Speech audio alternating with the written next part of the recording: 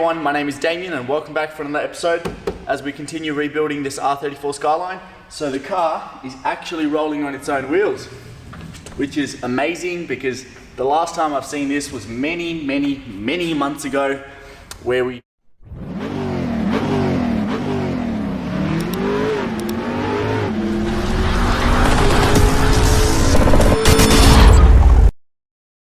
subframes out of the car to put it onto the rotisserie, and ever since then the car's been onto rotisseries and dollies but never on its own wheels, even though they were stolen off the Sylvia. But regardless, in this episode we've got a little bit more work to do. We're going to push the car over the lift, brush on the last layer of the underbody protection, press in some new bushings into the freshly powder coated subframes. So yeah, we've got a bit of work ahead, so we might as well get started.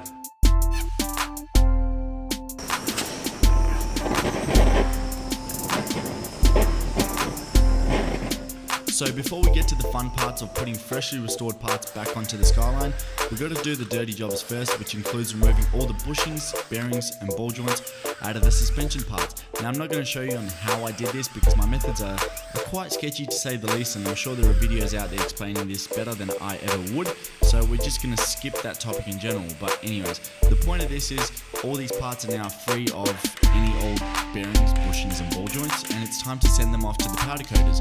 So in my case, it wasn't even worth trying to sand these parts back and paint them myself. The powder coaters did an amazing job. So what they do is they sandblast all the parts back to bare metal, they zinc primer them, and then they powder coat them in your desired color. I chose satin black.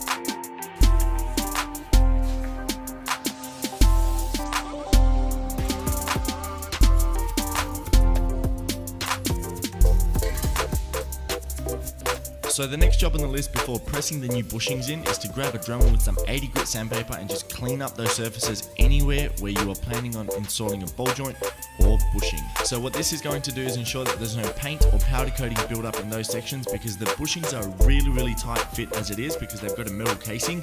If you were using just polyurethane bushings with no metal casing around it, they would slide right in. But because we're using factory bushings, or if you're using solid bushings, you probably want to clean up all these surfaces and even use a bit of grease before pressing it in.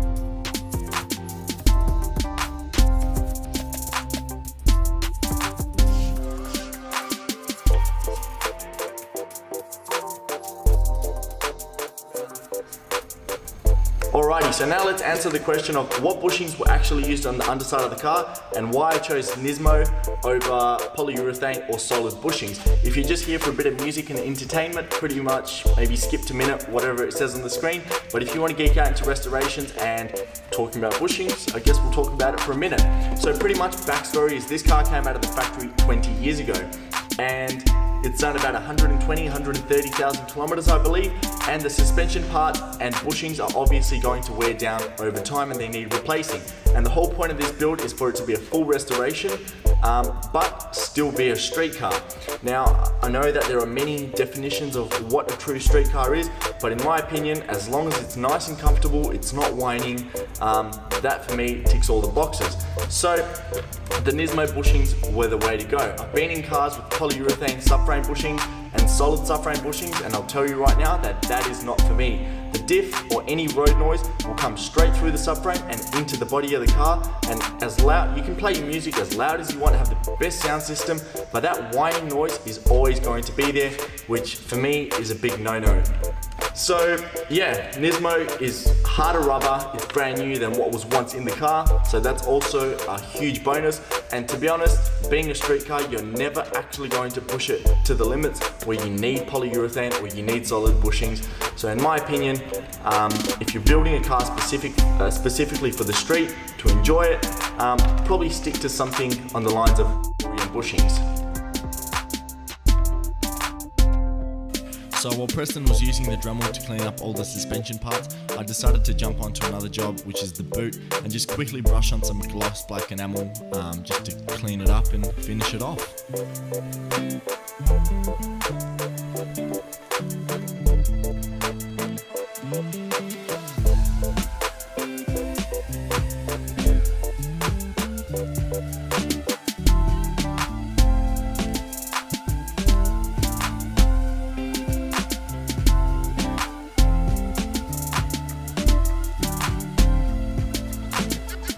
So by the time we were done with all the rear suspension, it was pretty much midnight and we decided to call it a day.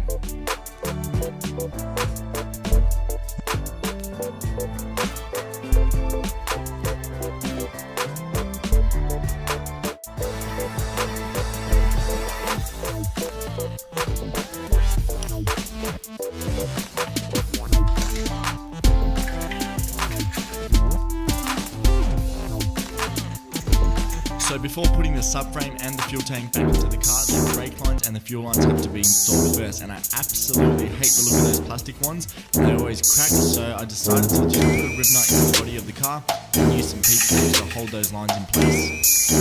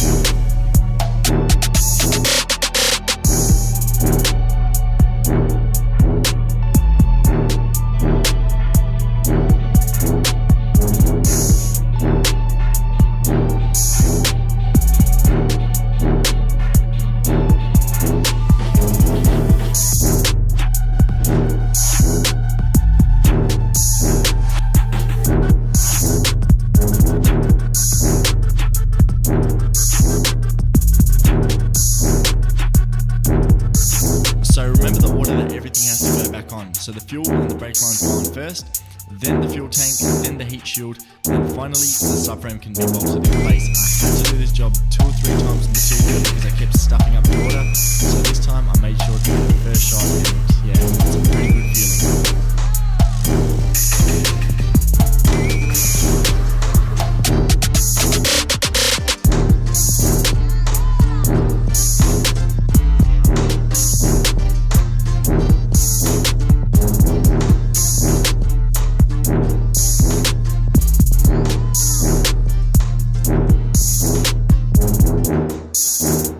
So again, I'm going to spend the next minute or so geeking out into the suspension of the car. If you're here for entertainment, skip to minute, whatever it is. But yeah, we'll talk about the rear subframe, the fuel lines, and the front suspension. So starting with the back of the car, the rear subframe, all the arms that are bolted to it. So we've got standard control arms with new bushings in it. We've got aftermarket camber arms, which are made by Cusco, however you may call it. They came on the car, they're in good condition, so I just ended up reusing them. And the car also came with Cusco, what's it called? Hiker's Delete, the four-wheel steering thing. But unfortunately, I didn't really like the setup of this arm because it uses a ball joint that goes to the knuckle. And Anthony from Dartone Racing actually recommended me a better alternative where instead of using the ball joint, he just uses a normal knuckle bushing, which is sweet. It's probably a bit more safe as well. So I just ended up buying that kit. And then that tiny little arm, I don't know what it's called, but we just ended up using the factory one that was already in the car. If we ever need more adjustability, I'll just buy that third arm so it's also adjustable, but I don't think we're going to need it. So I would have loved to put Driftworks or Hard Race or any other brand of arms under this car that's like hardened rubber and not the spherical bearing ones. But unfortunately with the time constraint, it just was not in budget, so we just used what we had. And I'm sure it'll definitely do the job. Then we've got the fuel lines. The fuel lines actually already came on the car. This car was pushing, I think, 450, 500 horsepower in ethanol before, so I just ended up reusing the lines. I just cleaned them out and put them back on the car. And lastly, the front suspension, as you can see, it's all kind of crusty, and that actually came off my friend Dan's car. Now, some of my parts get powder coated in time, and I'm missing a few bushings to get my parts put back onto the car and rolling. So I ended up finishing the whole front subframe assembly from his car and put it into my car. So that's probably why you're thinking, why is the front end old and the rest of the car?